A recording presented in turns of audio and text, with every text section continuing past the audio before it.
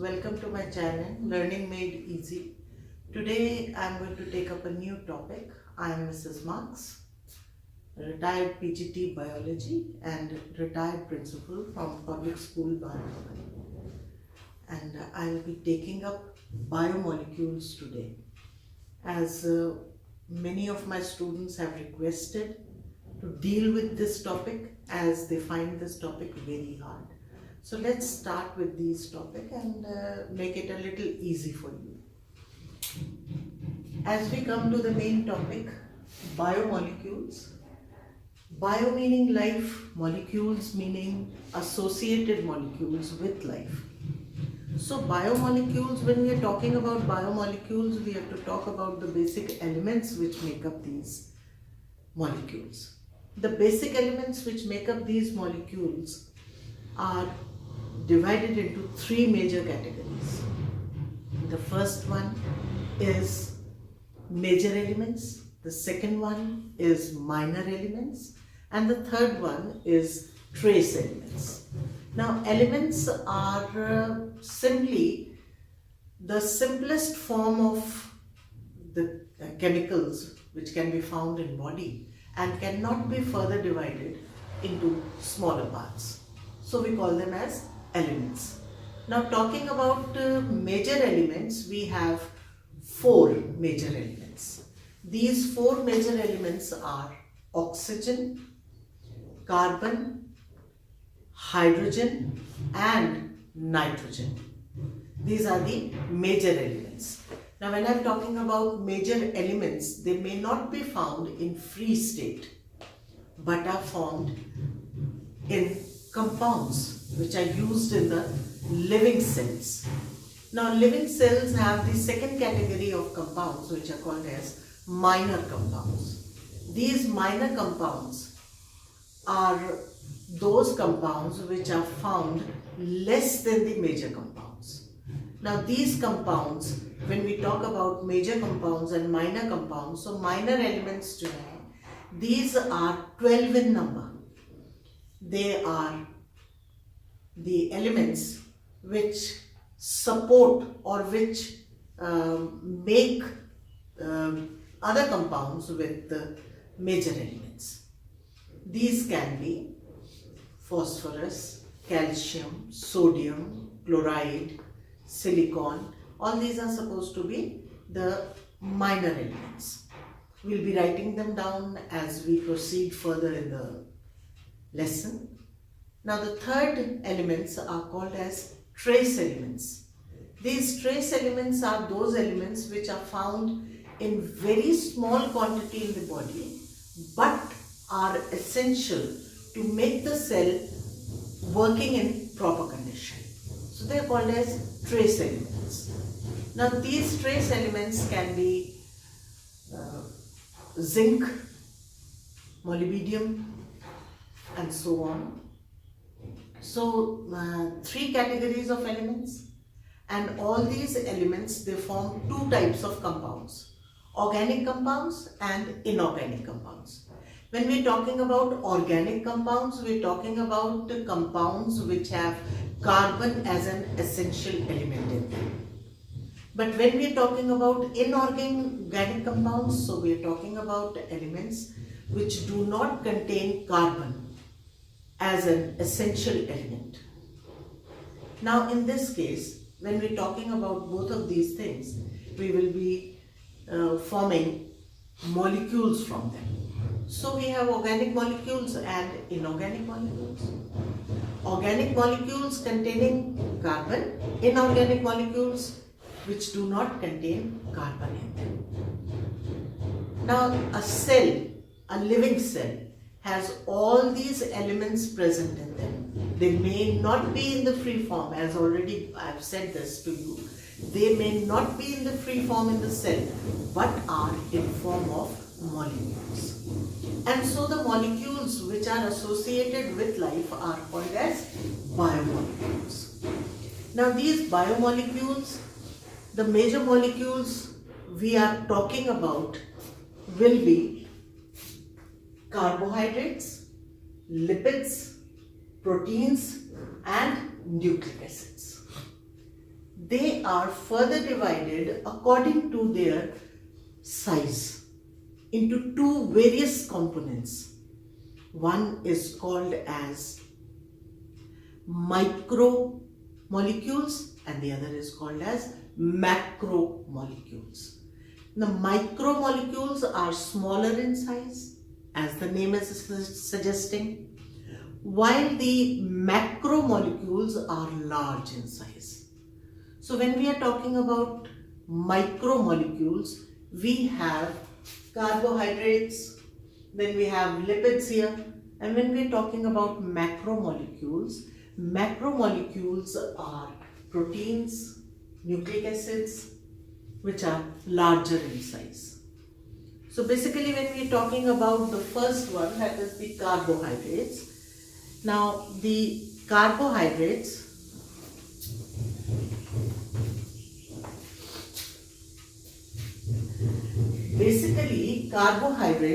give us energy.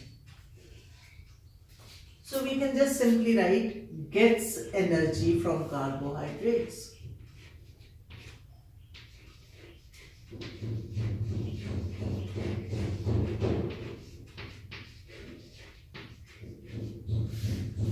Now, carbohydrates basically are those molecules which give energy to the body. Now, these are used by our cells. Basically, where is carbohydrate being used? Carbohydrate is being used by the cell to produce energy. Energy in a cell is produced in the form of ATP, adenosine triphosphate. Now this ATP molecule is then used in various activities by the body. So the basic molecule which gives us energy is carbohydrate. Now carbohydrate is found in two forms, and these are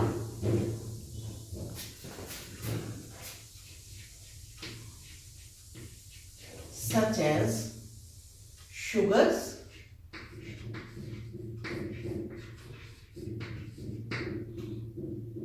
and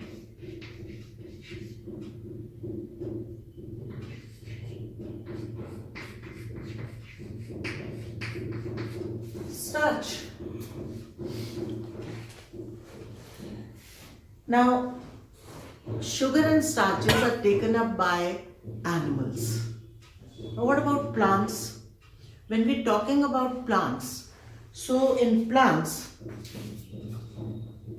or those which graze on plants,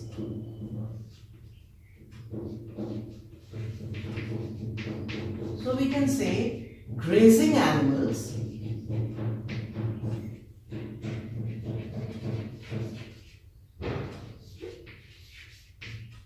get energy from,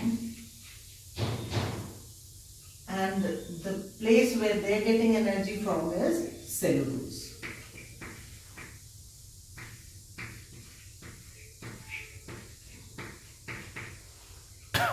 So basically when we're talking about carbohydrates, we have three forms: sugars, starches and cellulose. The next is lipids.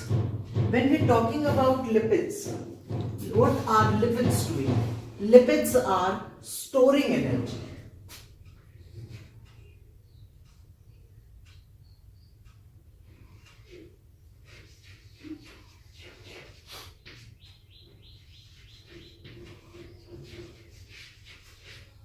Stores energy as lipids.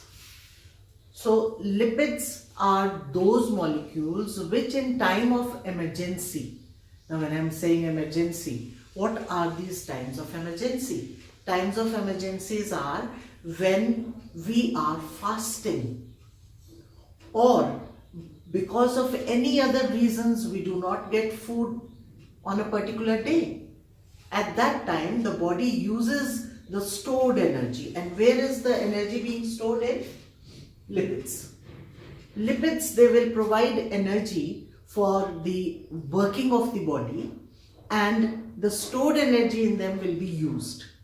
Now these lipids, how are they stored? They are stored in the form of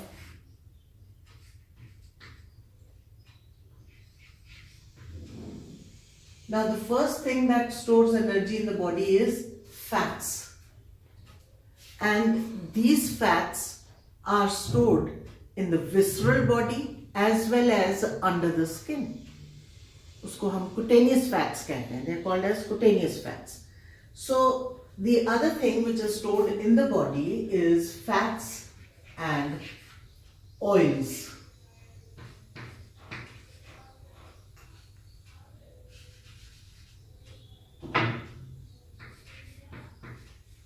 I think the capital letters are more visible as compared to the smaller alphabets. Now, if we are talking about fats and oils, then there are two sources from which we get them. One is animals and the other is plants. Now, from animals, if we talk about animals,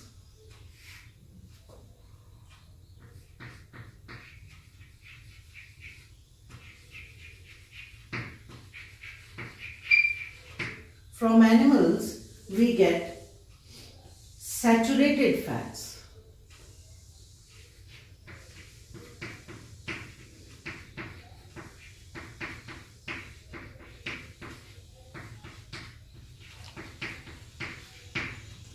And from plants,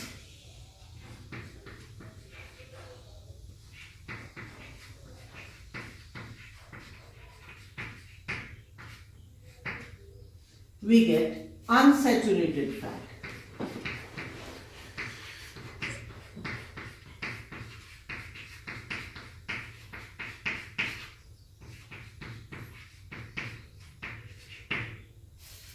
We have some examples against the written things also, like coconut plant gives us saturated fats. It's not unsaturated.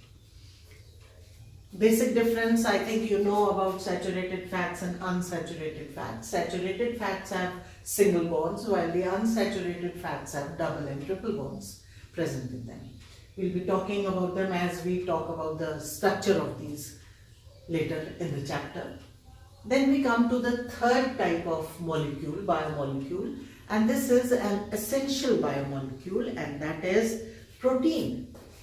Now protein, the basic function of protein is building.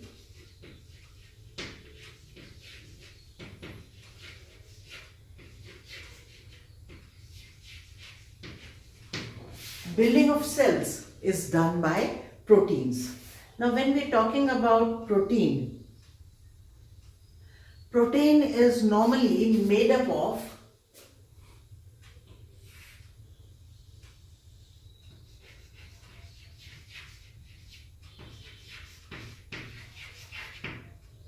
or they are made from amino acids,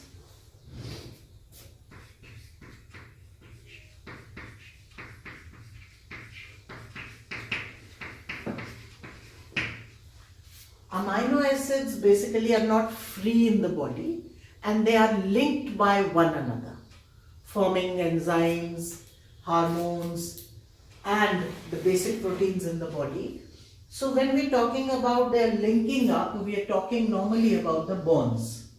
Now these bonds are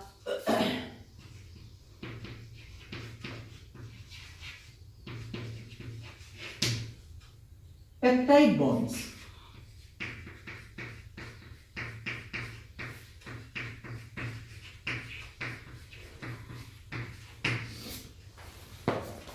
So we see the building of cells is done by proteins. Proteins are made up of smaller units called as amino acids. Amino acids basically are linked by peptide bonds.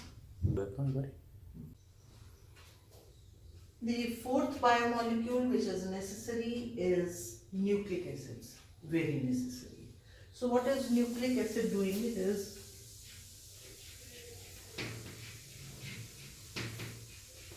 building genetic code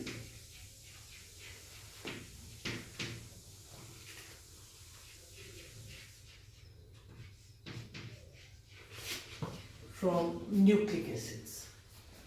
Now when we're talking about nucleic acids are made up of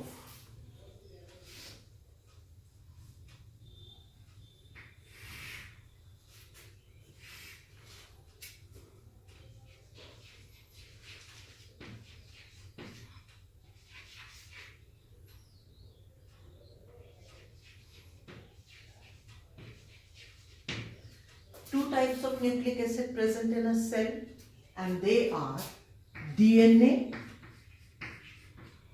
and RNA. While both of them are made up of three basic things, and these are bases, nitrogenous bases. Okay, so we write nitrogenous bases.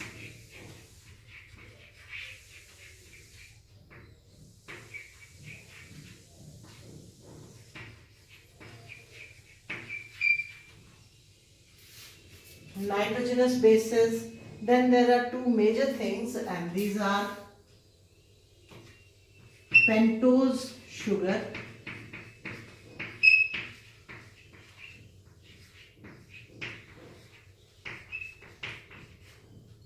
and the last one, which is very necessary, is phosphate.